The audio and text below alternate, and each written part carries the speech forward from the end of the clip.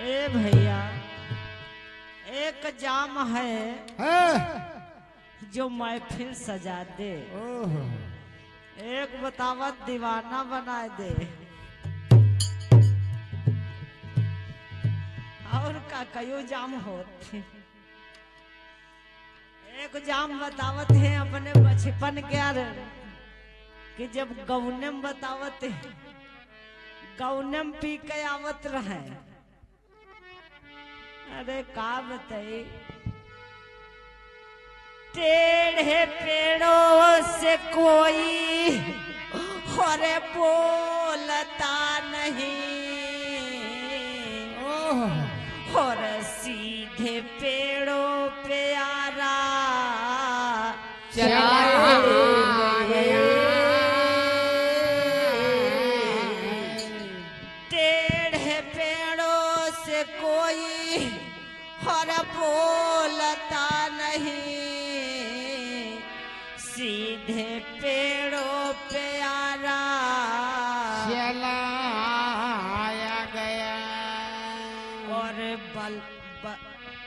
सरफों का दूध पिलाया सभी, सरफों का दूध पिलाया सभी, केचुआ कटिया में फंसाए गए।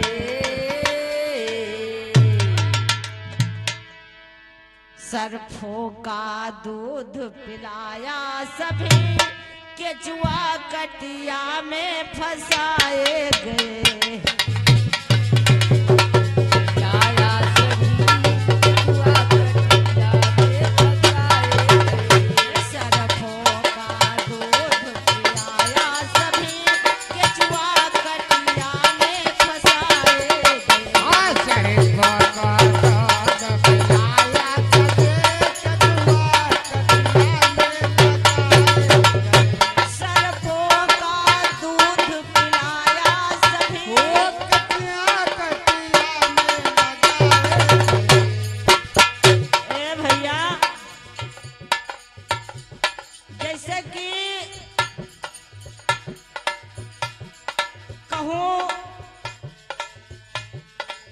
बिरवा लाग हो तो कोई उका पूछी नहीं,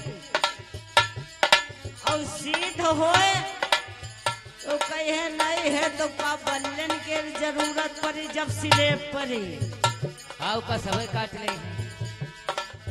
और सर्फ कहूँ निकल आवे हैं या भोलेनाथ निखरे हो ना, तो कटवारन दूध हुआ जाए वह और मौका लागी, लेकिन का केचुआ खातिर दूध साहब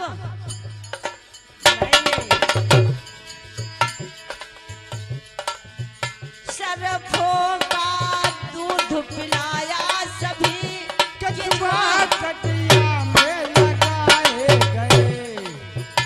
बलवानों का ना बाल बांका गया, सदा निर्बल जगत में सताए गए। बलवानों का ना बाल बांका गया, सदा निर्बल जगत में सताए गए। बलवानों का ना बाल बांका गया, सदा निर्बल जगत में सताए गए। बलवानों का ना बाल बांका गया, जगत में सताए। ए भैया, बलवानों का ना बाल बांका गया, सदा निर्बल। जगत में ऐसे वह कोनो बुआ मैया मांगे लगे, उका सबई कोई डरई, और जो कहे ए भैया अरे तनो को या गली छोड़ दो, तनो हम निकल जाए तो कहे वैसे से घूम के जाओ ना संवरिया। मरा भोला योगिया। लेकिन हमका मालूम देते बाराबंकी इलाके के जतने खलीफा हैं। भैया सीतापुर मरहत बाराबंकी काहे बदनाम करती हो? ए सुनो तो पूरी बात तो नहीं कहा तो चम बोल देते तो हमका लागत है बाराबंकी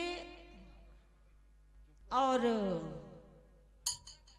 हमका लगल लखनऊ के कुछ लोग हैं, तो जितने लोग जैसे उमेश भैया हैं, दिनेश भैया हैं, हमका लगत सबका या कर लाइन मालूम का अलग बिलग कौनो मालूम है नहीं का। कहाँ हो कहाँ जाना, खाली लाइन मारे का जानत।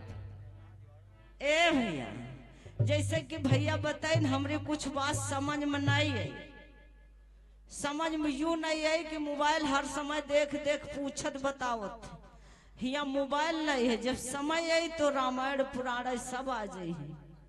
हर समय मोबाइल से पूछ पूछ नहीं बोले, दिमाग में जो उन है भरा। जैसे कहत विश्व पियादहीन जनता फैसला करी सुबेरे जरूर, ताकि जैसे कहत हैं कि बम से ने राजीव गांधी नहीं मरे, हमने बम की बात नहीं किया, हमने बात वो किया जो बूढ़ा कहीं माला डारे ने, बूढ़ा माला डारे ने राजीव गांधी के, राजू मरी और गए। राजीव गांधी मर गए। अगर माला डारे से राजीव गांधी मरे तो जानो आप जीत गए, हम हार गए। और माला डारे से अगर इंदिरा गांधी मरी तो आप हार गए, हम जीत गए। बस दुए बात पर हार जीत है, तीसरी बात नहीं है।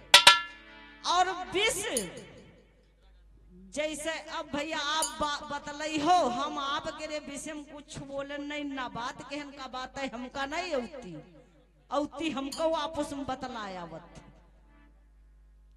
दिमाग लगाओ खाली, बस आपस में ना बात करो। ए भैया विश्व पियाई, लेकिन कुछ कारण, जब तक कारण कुछ न होई का फालतुम कहीं हम तुमका मारे लगब कि तुम हमका मारे लगब। कोई कारण जरूर होई, लेकिन किस कारण पर अहिल्या को विष पियाया? है गौतम ऋषि। गौतम ऋषि। हाँ इतना कहो। ए भैया और हमें जो मिला कि जब इंद्र छल किया अहिल्या, तो आज वहां से आए गौतम ऋषि स्नान करके, तो इधर अहिल्या से पूछा कि घर में कौन था। अहिल्या चुपचाप खड़ी, ताकि गौतम ऋषि के भेष में इंद्रदेव थे। भैया कहां से कहां पहचान मिला, धोखे में छल हुआ, तभी श्राप दिया कि जाओ, तुमसे जैसे पूछ रहे चुपचाप खड़ी हो, कुछ बोल नहीं रही हो, पत्थर तना, तो जाओ पत्थर की शिला हो जाओ। और कहा कि नरेश उधर से बोलती रहे, विष्णु भाई की रामायण में लिखा हो सकते है भाई, पुराने को मत है। जैसे हमने पूछा तो उस पर कोई बात पर ध्यान नहीं, खाली अपन बात ध्यान है। लेकिन ठीक है, कहीं ने जहां तक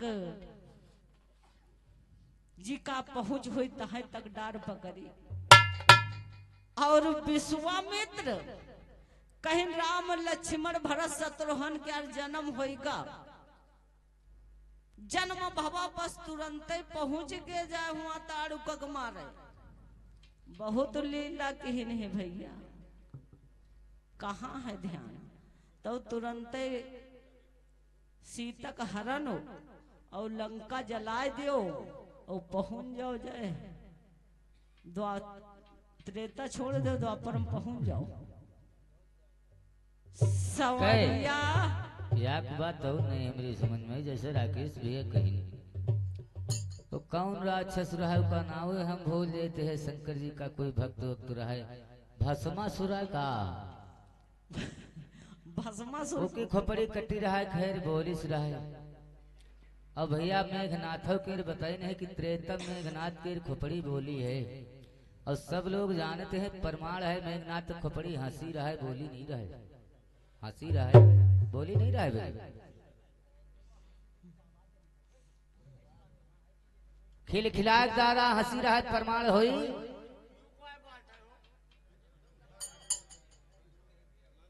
जितना जौन कुछ मिलत है कभी विद्वान वह बतावत ही, अलग से ज्यादा नहीं बतावा जाते हैं। खिलखिला केवल हंसी रहा है, क्यों कि हम पर कई बातें आ गई रहे, खोपड़ी मांगे सिलोचना गए रहे तो खुद हुआ पर कहा गवा रहा है कि अगर तुम्हारे आदमी खोपड़ी आए तो कहा हंसा दो घर में भुजा लिख दीस तो वह बात मानी न जाई। ही अब जो हंस दे तो हम जान देवे तुम्हारे पति आए, बोली नहीं रहे।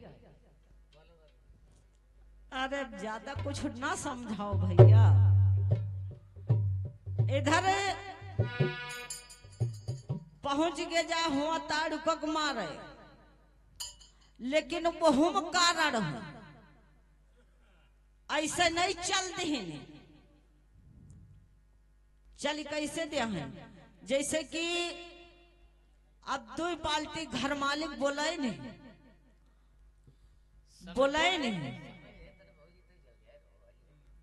तब है यहाँ पर 2 पाल्टी है। और अगर बोलाई न होती तो ये 2 पाल्टी यहाँ कितना चले जाती। तो वैसे राम लक्ष्मण नहीं हुआ विश्वामित्र के साथ चले गए, बगर बुलाए कहा। विश्वामित्र रहे दंडक बन, विश्वामित्र रहे दंडक बन, अरे करई जो गजब दान। विश्वामित्र रहे दंडक बन, करे जो गजब दान। खाए तू 37 मिल करके, अरे विधना विधन महान, और निश्चर समन धनी बलवनवा। निश्चर समन धनी बलवनवा।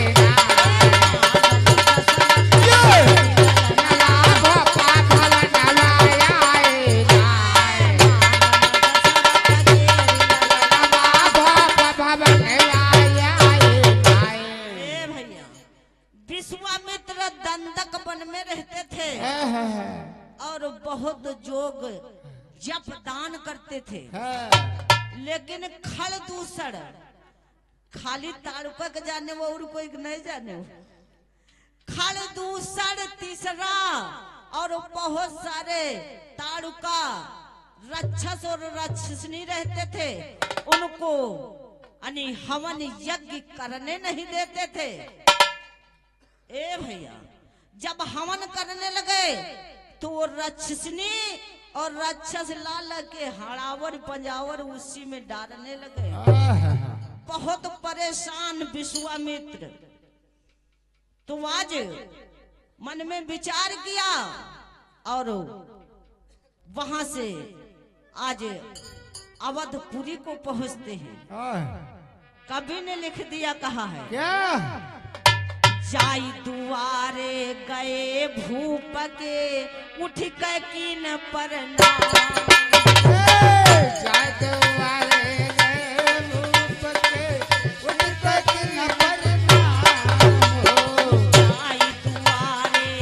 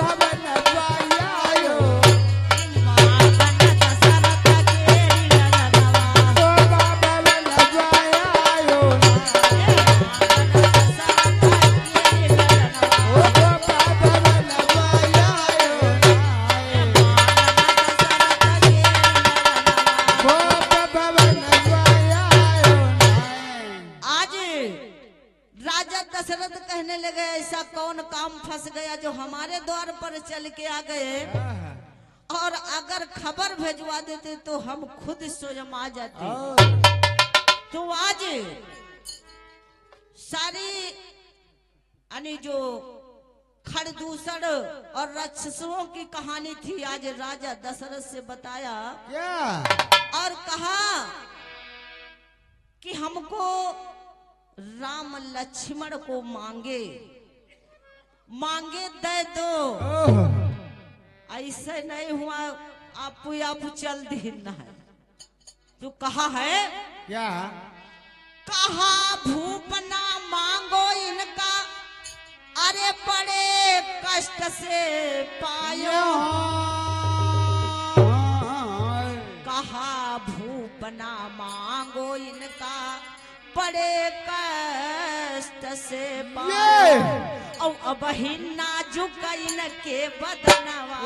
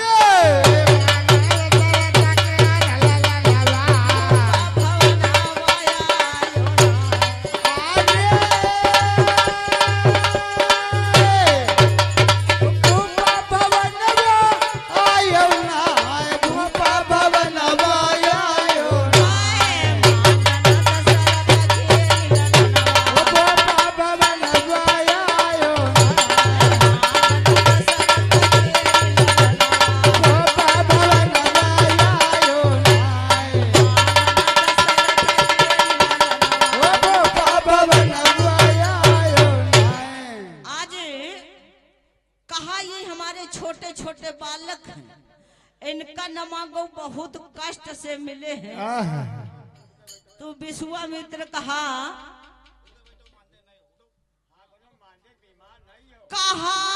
मुनिवर चारू लड़का, अरे हमारे द्वारा पायो। कहा मुनिवर चारू लड़का, अरे हमारे द्वारा पायो। हम है का निर्दयी बनायो, कैसा ज्ञान सिखायो। हम है का निर्दयी बनायो, कैसा ज्ञान सिखायो। और राजन बोलो न ऐसी बचनवा, राजन बोलो न ऐसी बचनिया।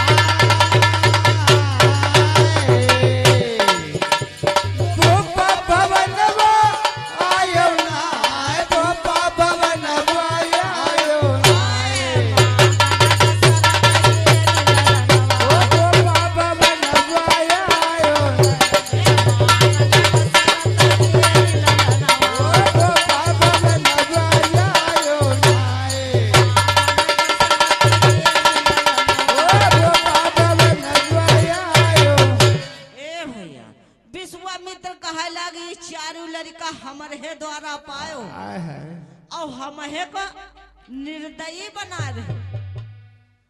कहाँ तुम्हारा ज्ञान भूल गवा। तो आज राजा दशरथ भैया लड़का चाहे जी का नीक हो चाहे खराब हो, लेकिन बहुत मुश्किल का दे। कहा है बड़े कष्ट से दिया राम को लक्ष्मण संग घसियायो। अने राम को दिया, लेकिन लक्ष्मण कहे लागे भैया साथ है हमहू चलो, केवल राम को मांगा। आज राम लखन की जोड़ी लेकर दंडक बने को आयो, और कीना यज्ञ केरी समनवा, कीना यज्ञ केरी समनवा, कीना यज्ञ केरी समनवा, भूप भावन वयायो।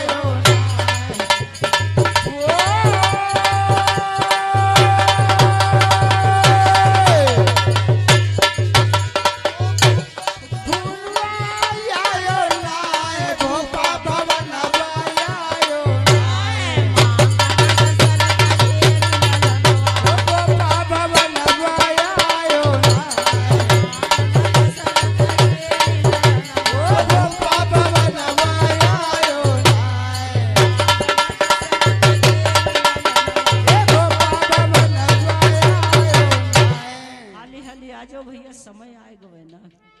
ए भैया आज राम लक्ष्मण की जोड़ी लेकर के जब दंडक वन को पहुंचते हैं, वहां यज्ञ आरंभ करते हैं। और जब यज्ञ आरंभ करते हैं तो जब यज्ञ को देखकर आज खड़ दूसर और तीसरा और ताड़ुका जितने राक्षस चारों तरफ से आकर के उसी में हड़ावर पंजावर डालने की कोशिश करते हैं। तो लिख दिया कवि ने क्या? विश्वामित्र कहे राम से ये निश्चर दुखदाई, विश्वामित्र कहे राम से निश्चर दुखदाई, अवाय रही तुम्हारे जौन समनवा, तुम्हारे जौन समनवा, अवाय रही जौन तुम्हारे समनवा, रही तुम्हारे जौन समनवा।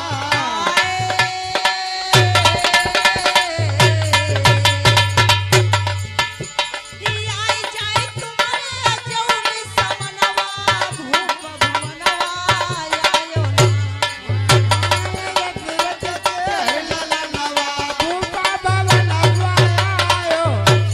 मांगन दशरथ केरी ललनवा,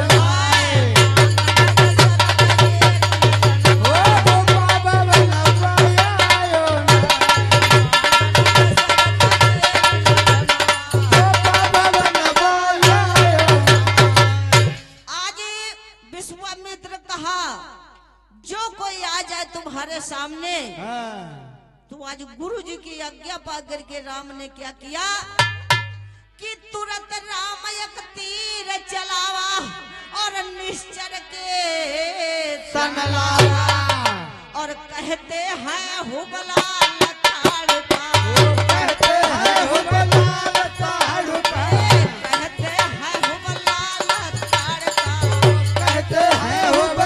लताड़का, ओ मोरे भैया प्राण वही पर त्यागा, मांगन दशरथ केरी ललनवा, मांगन दशरथ केरी ललनवा।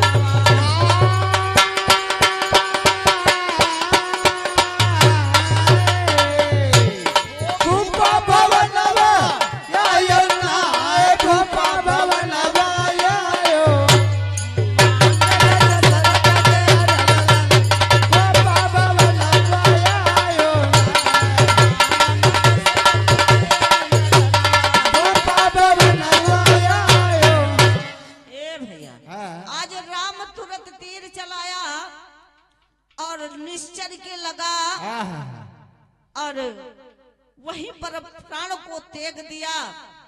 लेकिन जब प्राणों को त्यागने लगे तो आज राम से कहा क्या क्या विचित्र भाव। चलते चलाते कि तुम्हारे पापा है कर जी हाँ मार कर जवा हमारा कौन भर हो तुम्हारे पापा है कर जी हाँ अरे कर जवा हमरा कौन भरे अरे तुम्हारे पापा है कर जी हाँ मार कर जवा हमारा कौन भर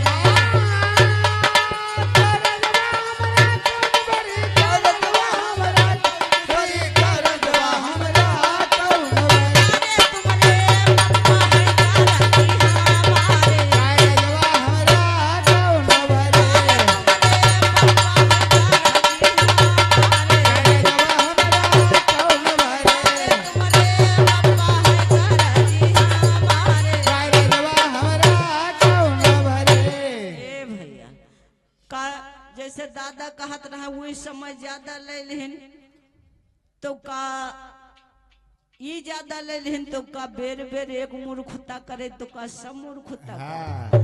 जैसे ये कहत रहा पूनम बिहार से पहले इनके पति जो दारू पियत रहे और जब गौने में गई तो परेशान हो गई का गौने में हमका लगत साथ साथ मंथरा तना गे रहे का ए भैया तो मूर्खता कही तो इनके बप्पा जैसे हमारे लंग बतावत रहे इनके पिया तो जैसे हमका चमकाओ को तो कही तुमरे बप्पा है कारा जी हाँ मारी कारा जवा हमारा कौन भरे कर जी हमारे कर जवा हमरा कौन भरे अरे तुमरे बप्पा है कारा जी हाँ मारी कारा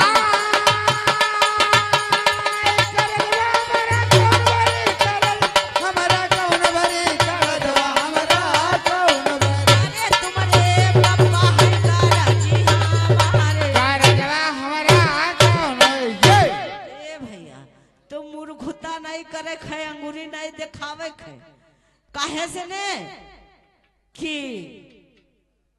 जैसे कि कौनो बप्पा कर्जी रहे और को कर्ज भराए रहा ई पर ध्यान करो। लेकिन चलते चलाते कहा है क्या सवरिया मरा भोल योगिया समय नहीं मिल रही जैसे का कहूँ हम नारी पूछे रहन तो का कहो दुनिया में कुंवारी नारी नहीं रहे का या कहो कुंवारी आदमी नहीं रहे का हमका लगत तो सतयुग त्रेता द्वापर में बहुत कुंवार पड़े तनुक से बता दी और सतयुग माना राधा जी कुंवारे उन्हु बीरा धारी जी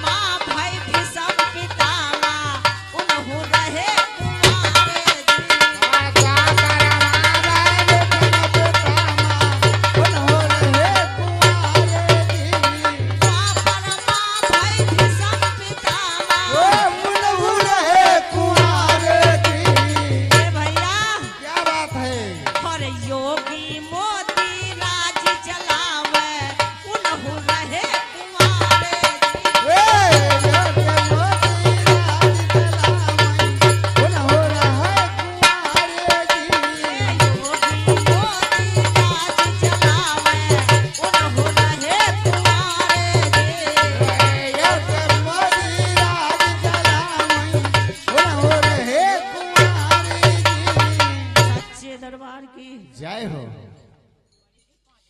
और ये हमारे बड़े भैया